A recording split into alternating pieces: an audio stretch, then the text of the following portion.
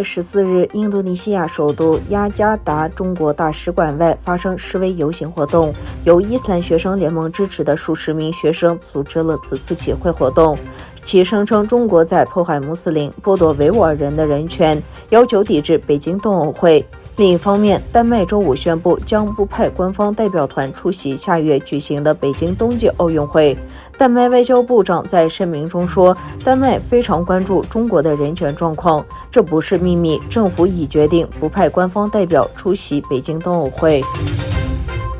俄罗斯驻华盛顿大使馆表示，白宫有关入侵乌克兰时间表的声明是垃圾信息，是在施加信息压力。白宫发言人此前再表示，美国掌握俄罗斯入侵乌克兰的时间表，他口称俄罗斯会为入侵制造借口。同时，英国指责俄罗斯对乌克兰进行虚假宣传。英国外交大臣特拉斯表示，俄罗斯将通过这种方式破坏乌克兰的稳定，并为其占领辩护。驻美使馆指出，美方这样表述证明其一直在不断向俄罗斯施加信息压力。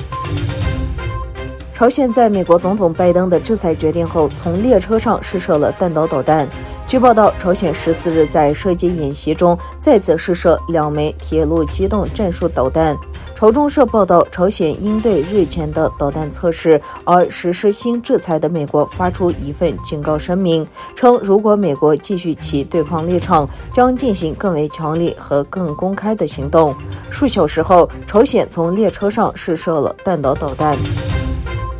阿塞拜疆和乌克兰之间的贸易额超过10亿美元。乌克兰总统泽连斯基宣布，他们设定了到2024年将这一数字翻倍的目标。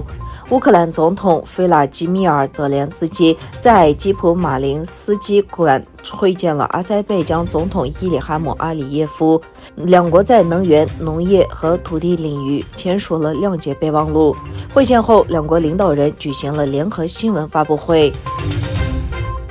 英国首相约翰逊一再被爆出与全国遵守严格防疫规定期间违规办派对，引发众怒，共断送政治生涯。约翰逊12月在下议院承认曾出席派对并就此道歉，不过在野党党魁和多名资深议员要求约翰逊辞职。